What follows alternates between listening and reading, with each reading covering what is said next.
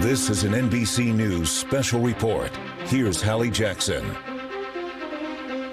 Good day. We are coming on the air with breaking news and the first public appearance from Vice President Kamala Harris since President Biden dropped out of the presidential race less than 24 hours ago and endorsed her to become the next Democratic nominee. You are taking a live look now at the South Lawn of the White House. The vice president is set to speak at an event that's been on the books to celebrate NCAA athletes. And sources tell our team the vice president is expected to speak about the president and his decision to withdraw from the ticket. Now, remember, this is not official. It is not a guarantee that Harris will take the top of the Democratic ticket. But a number of influential Democrats, although not all of them, have moved quickly to endorse her, including potential running mates. I want to bring in our senior White House correspondent, Kelly O'Donnell, who is there at the White House. Kelly, bring us up to speed. What do we expect from the vice president today? Well, we're here on the South Lawn, and the reason for the event is to celebrate college athletes. So the celebratory tone might be a metaphor as the vice president will be coming out to address them, pinch hitting for the president who has COVID. This is an annual event. On the issue that is drawing a lot of extra eyeballs to this today, we are told that the vice president is expected to talk about President Biden, but not to talk about her new role as the contender in this race, endorsed by the president, expected to push forward to try to secure the nomination. And so in many ways, what we're watching is that the team around Harris, both on the campaign side and at the White House, are trying to choreograph things in a measured way, giving the president his moment, his time, and at the same in the same breath, also making certain that she is stepping up, being a good and loyal partner. So this is one of the roles that she would play, to stand in for him while he has COVID. He's still in Delaware. Officials tell us that the president is eager to get back to Washington. Timeline on that dependent to a certain degree on what the doctor says. And of course, they are planning for a national address from the president explaining his decision to step aside in the race, but to complete his term through January 2025. So more on that as we learn it, based on his condition, based on his readiness to come back. From the vice president, she has been working the phones, having spoken to the president multiple times, but also seemingly every leading Democrat in the country. She has put out dozens and dozens of phone calls, connecting herself to members of the party to ask for their support, to say she wants to earn this nomination. So here there is a real celebration for these college athletes who have been planning to be here, who have their moment. That moment will happen, but many of us will be watching this to see how the vice president handles it now that she is in a new arena and competing in a new way. Hallie? Kelly, you talk about the desire to give President Biden some space to have his moment, as you say. We expect him to deliver his own address to the nation at some point this coming week. The complicating factor, of course, is that he's back in Delaware recovering from COVID. Do we have any sense of a timeline for when we might hear from the president? Well, we think it could be midweek, but it is a case-by-case moment. I've been told he wants to try to get back tomorrow. And think about it in this way. The president has already announced his intentions. So part of what he would want with a speech is a chance to be in full voice. We know that according to his doctor's reports, he's been dealing with a cough, a hoarseness related to COVID. Many people can relate to that, wanting to feel his best. Also time to craft the speech and the stagecraft. Where do they want to set the speech? Will it be prime time? All of those elements that become very important, because this will now be a speech very different than anything in his 50 years of public life, talking about the decision he's made to put country and party before his own political interests after telling us for weeks he was insistent he would stay in this race. I can also tell you from being on campus here today, Hallie, talking with a number of people who work for the administration, a sense of just how out of body this moment is for them. They work for the president. By extension, they were hoping he would have a second term, predictability in their lives as well. There is sadness. There is a sense of what's just happened. And then, of course, for the team around the vice president, there is a new urgency around everything she is doing. By its very nature, the vice president's team is much smaller than the president's team, trying to work together to knit these teams together on the official side here at the White House, as well as at the campaign, will be part of what plays out now.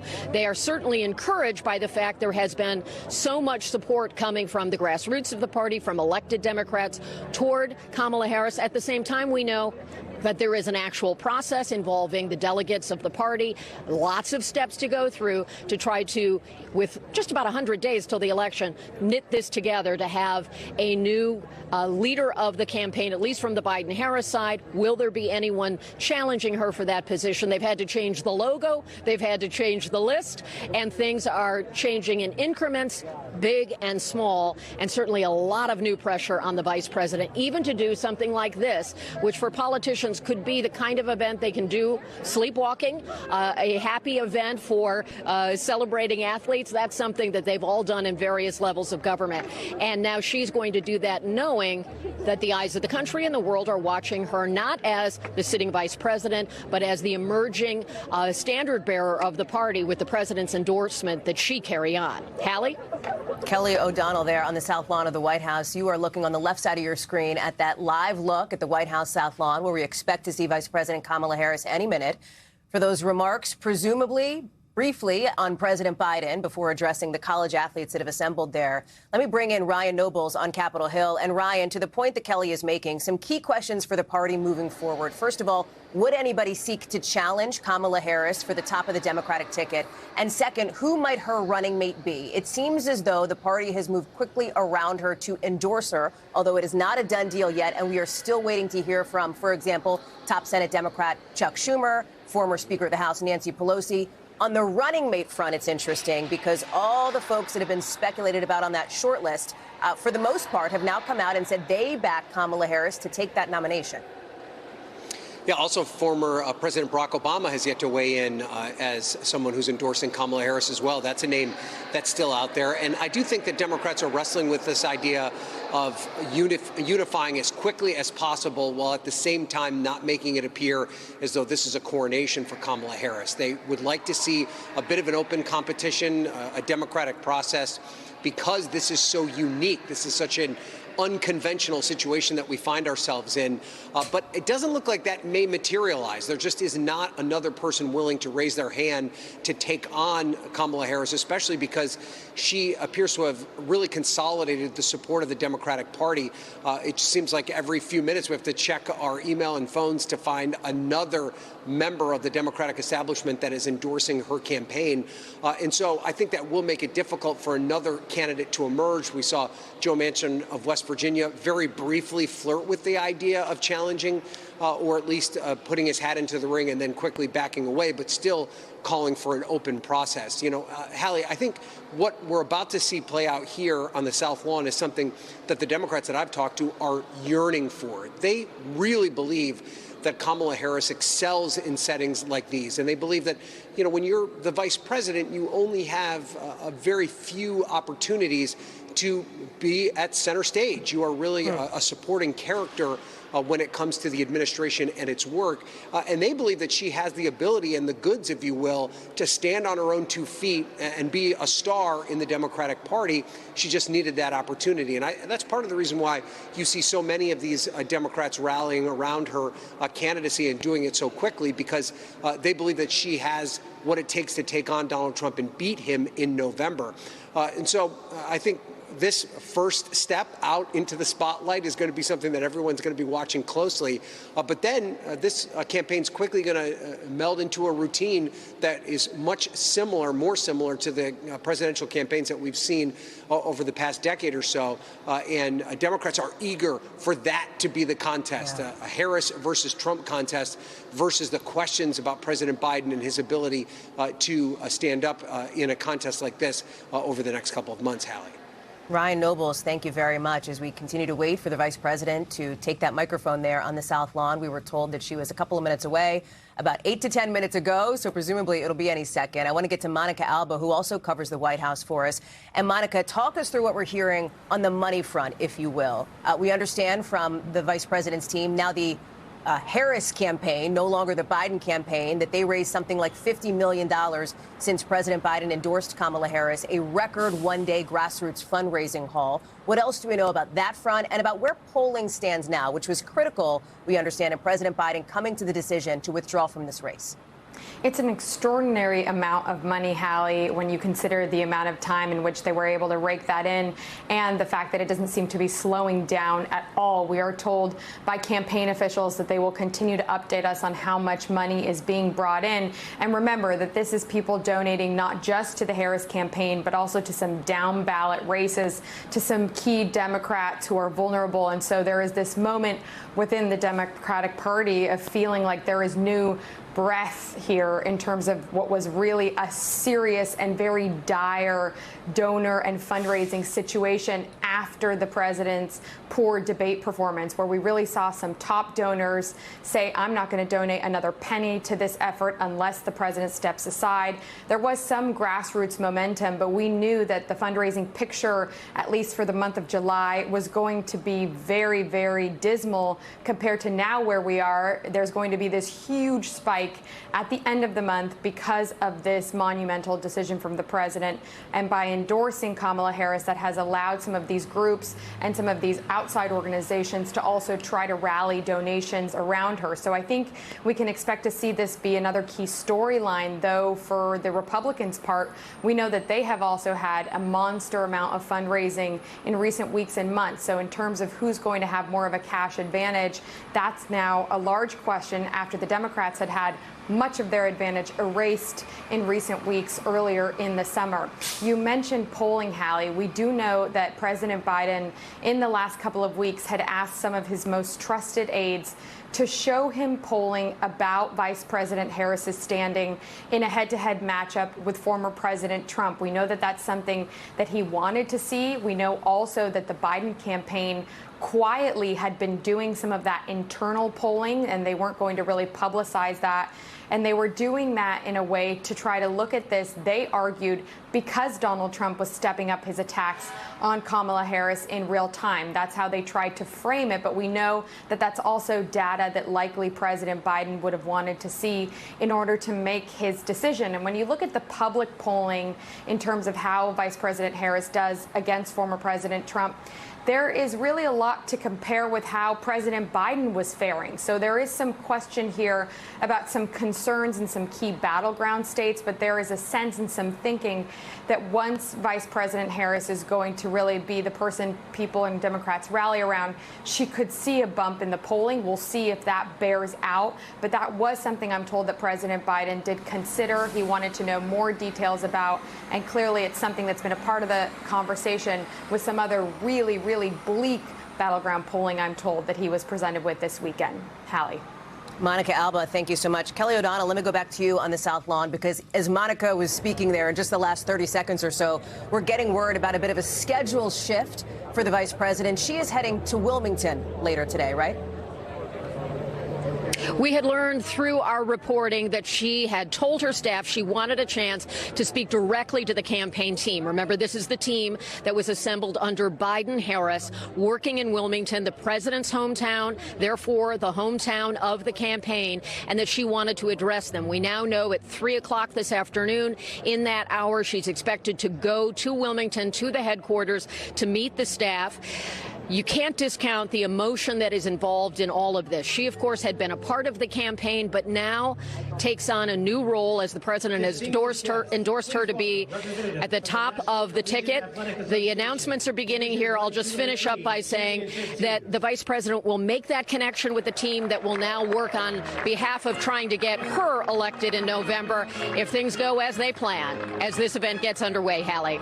Kelly, I'll let you take your seat there as we see some of those athletes coming out. So again, just to be clear, this is a previously scheduled event. It had been on the books to celebrate NCAA college athletes here at the White House. The vice president obviously celebrating their accomplishments and their achievements, but doing so on the backdrop of a pivotal moment politically, not just for her, but for the country as well, as she has now received President Biden's endorsement in this 2024 campaign less than 24 hours after he decided to withdraw from the race. The president, of course, under intense pressure from elected Democrats, from members of his own party to pull out of the race for the reasons that we have been talking about here, concerned that he could not, in fact, beat former President Trump come November. We are just presumably seconds away from the vice president here walking out. And Monica Alba, who's with us as well, that she is going to be heading up to speak to campaign staff. It is a new moment for the Democratic campaign, whether she ultimately becomes the nominee or not. That's right, Hallie. And we know that yesterday, again, some of these staffers had no idea that this was coming. They had been told that it was full steam ahead. Some of them were actively door knocking when the president posted his letter on social media. Some of them were planning upcoming fundraisers and trips. And so I think there is a sense that many of them want to hear from Vice President Harris directly to talk about the path forward. And really, yesterday, they did try to assure these staffers that they would still have a job with the Wilmington, Delaware operation, that they had built this campaign in a way, and in the words of the campaign co-chair, to, quote, be able to beat Donald Trump, and that is exactly what they were going to try to now seamlessly transition to do with Vice President Harris leading the way. So I think she will be delivering that message on her own, and she'll be thanking the campaign staffers as we see her approaching there. That's right. Here comes Vice President Kamala Harris. She will be briefly introduced before, of course, taking the microphone at this key moment. Again, the vice president set to head to Wilmington, Delaware, not too long from now, in order to speak with campaign staff. It's a moment you have to think these college students knew they'd be in the spotlight, given that they were coming to the White House. They probably did not think 48 hours ago that they'd end up broadcast live on national TV, given this moment here for Vice President Harris. I believe that Ryan Nobles is still with us as well. The question, of course, moving forward, Ryan, what are we going to hear from some of these top Democratic leaders who have not yet endorsed Kamala Harris? It is possible that they are giving President Biden the space to make his own remarks, as we expect him to do later on this week. Yeah, and I talked to one Democratic operative, Hallie, who said that we shouldn't read too much into the fact that you have folks like Pelosi, Schumer, and Obama who've yet to make their endorsements known, because there could be a strategic play here. For instance, when President Obama and Michelle Obama decide to endorse, if they decide to endorse Kamala Harris, that on its own could be a day-long news cycle, especially if President Obama is willing to go on camera and talk about it. So, you know, I don't think that we should read into it that there's any kind of reluctance on behalf of any of these leaders to step up and endorse Kamala Harris, but there could be more of a strategic plan here. And I also do think that there is a real concern and an angst among Democrats that this process plays itself out too quickly, and that it looks as though no one else was given the opportunity to raise their hand and get involved in this race. Democrats are struggling right now here, Hallie, because they've spent 3 weeks kind of at each other's throats. There's been a back and forth over whether or not President Biden should exit the race. There have been obviously some strong voices that were in the camp that he should stay in and hold on. There were strong voices saying that he should step aside. There was also a large group of Democrats who just didn't know what the path forward would be. They're sick of that. They are ready to put that behind them and move forward to the next stage of this campaign, which they believe will be a Harris versus Trump one-on-one event. And they'd like that to be exciting. In addition to Harris herself putting herself out there as the leader of this ticket, there's going to be a lot of intrigue and excitement around who she picks as her candidate for vice president. There's a lot of names out there being floated that are considered to be strong talents, a deep bench on the Democratic base. They come from states like Kentucky, Andy Beshear, the governor there, Roy Cooper of North Carolina, Josh Shapiro, perhaps the governor of Pennsylvania. That's a key swing state. You also have Mark Kelly, who's the senator from Arizona. Arizona, also a key swing state who has a compelling life story. These are all individuals who Democrats are excited about and who would love to have their place on the national stage. And it's a conversation they'd much rather be having than these questions that dogged them over the past 3 weeks about President Biden and his health and his capacity for the job. Ryan Nobles, thank you. Let's listen in to Vice President Kamala Harris at the White House. Thank you for all you do to support these extraordinary student athletes. And it is good to be here with so many leaders, including, of course, members of Congress, members of our administration, and our extraordinary athletes. Our president, Joe Biden, wanted to be here today. He is feeling much better and recovering fast, and he looks forward to getting back on the road. And I wanted to say a few words about our president. Joe Biden's legacy of accomplishment over the past 3 years is unmatched in modern history. In one term, He has already, yes, you may clap.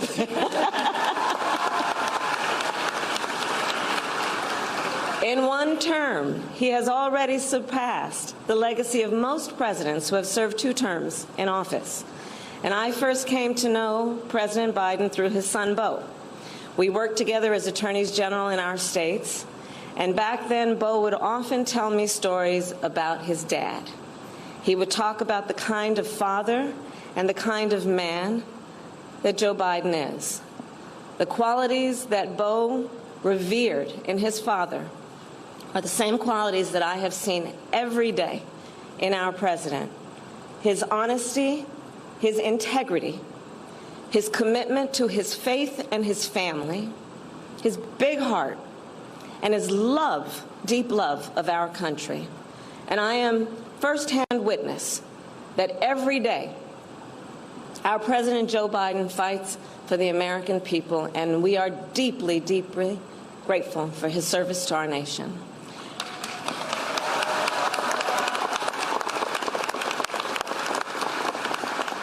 And so with that, on behalf of our President and Dr. Biden, I am honored to welcome all of you to the White House to celebrate the achievements of these great athletes. Every one of them is a national champion, a national champion. In America, tens of millions of people play a sport as a child, and the best of the best grow up to become national champions. Here today, we have 7 undefeated teams, 11 repeat champions, and 20 first. You have been listening to Vice President Kamala Harris there on the South Lawn of the White House at an event meant to celebrate college athletes. But at the start, you heard her there effusively praising President Biden less than 24 hours after he decided to withdraw from the Democratic 2024 ticket and endorsed Kamala Harris, who is speaking now. She says she is so grateful to him for his service to the nation, talking about his unmatched legacy in modern history, and also saying that the president's feeling better and recovering fast from his COVID diagnosis. Monica Alba is joining us now. All of this, Monica, as the spotlight now intensifies on the vice president and her political future. Yeah, and I was struck, Hallie, that she decided in those short comments about President Biden to talk about his late son, Beau Biden, and the fact that Vice President Harris did have a working relationship as former attorneys general years ago before he passed away from brain cancer. And she specifically wanted to talk about the way that Beau Biden talked about his father in terms of the human being that he was, the man that he is. And I think she really wanted to take a moment there, it seemed, to personalize that for the country and to try to approach this huge, monumental decision a little bit more as a human being, and what it would have meant for him to have done that and what it means for the country, as she did allude to his years of public service and his leadership as well. But we know from our reporting that the vice president didn't want to speak about that too much at this event. She wanted to kind of give it a nod at the top and then focus on what this NCAA championship event is supposed to be about, which is commending these student athletes. But we know that later on this week, she is going to expand on that, and she will be talking about that in a more fulsome manner. And I think when she hits the campaign trail, she's scheduled to go to Milwaukee, to Wisconsin tomorrow, for instance. We'll hear more about that. And then that also raises this question, Hallie, about when we're going to hear from President Biden in his own national address to expand on why he made this decision. And she did say he's feeling better. He's still recovering from his case of COVID, but he might be coming back to the White House in the next few days to deliver that major address, which I'm told his aides, along with the president, who of course will have a very key hand in that speech, they've already started working on it. They are drafting sections of it today and will be working on it as well, while he is still in Rehoboth Beach, Delaware. And once his doctor gives him the all clear to return to Washington, we expect that one of his first major acts would be to deliver that speech, we believe, from the White House, though I'm told by several officials that the exact venue, the exact format, length, and timing is still a bit up in the air, depending on his his health. But I think there is this also larger question about just how we're going to see Vice President Harris now in this newer role. And I'm told that she's going to be doing things like she's doing today, which is some things that President Biden would have been doing as well. She is anticipated to be meeting, in addition to the president, at some point this week with Israeli Prime Minister Benjamin Netanyahu, who's coming to Washington for a couple of days. And so I think we're going to see both the president and the vice president in these engagements in the official capacity, because that is still the day job, while now Vice President Harris is going to hit the trail as the potential nominee. While we know President Biden, we're told, also actively wants to get back on the campaign trail now to stump for her, which will be a shift, obviously, in what he had been doing in the last year and a half of his reelection effort. We know that there are even fundraisers that he was supposed to be doing in the coming weeks that it's possible he could do that morph into raising money for now the Harris operation for president. And we know that the two of them spoke several times yesterday and likely will continue to be very, very closely in touch, Hallie. And then I think it will be significant as the Vice President is doing her official duties here at the White House, and then this afternoon she's going to shift more into campaign mode, if you will, when she goes to the Wilmington, Delaware headquarters and she speaks to the staff there. And she said in her message posting about that trip that it is only 105 or so days to go until the election, and she's really pledging to earn and win this nomination, she says. Hallie. Monica Alba outside the White House. Of course, Republicans are now facing the prospect of a new political opponent for former President Trump and his new running mate, Ohio Senator J.D. Vance. NBC's Vaughn Hilliard covers the Trump campaign. Senator Vance has his first solo rally today, Vaughn. And based on my reporting, it seems as though the Trump campaign will go after Vice President Harris in a couple of ways, lashing her, they intend to the Biden agenda, and going after her record in California politics as well. Right. This is not the challenger that they were anticipating for the last 20 months, back when Donald Trump announced his presidential bid in November of 2022. And I was in Grand Rapids, Michigan this weekend for a rally that the former president was holding alongside J.D. Vance, his new running mate. And I was talking to a senior campaign official who told me at the time, before Joe Biden announced that he would not be seeking this second term, who would they prefer to face? And he said, of course, that we would prefer to face Joe Biden, because that is the campaign that they had built and prepared for.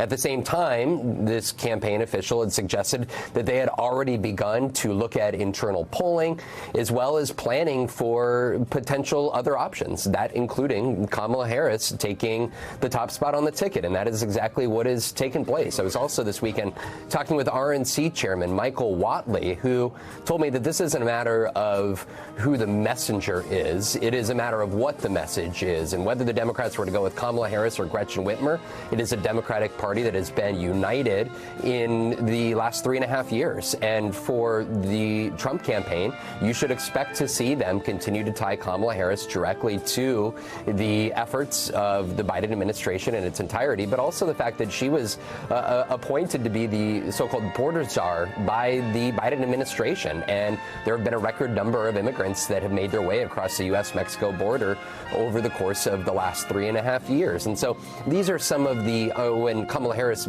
gets further under the microscope, some of those questions will be, of course, put to her. And the other part of this is whether there will be a presidential debate between Donald Trump and Kamala Harris. And just last night, Jason Miller, a senior advisor to Donald Trump, suggested that Donald Trump was prepared to, in fact, debate her. And on social media, Donald Trump had suggested that he may want to change the venue, the TV news network that would be hosting it, suggesting that it should be potentially Fox that hosts it. At the same time, I'm told that it is a matter of whether it could be put to somebody else to host it. So there are still some open question marks. That second debate, Allie, was slated to take place in September. But now with the Democratic National Convention coming up in just 4 weeks from now, of course, there's a lot of questions before the Trump team further steps up exactly what their plans are moving forward.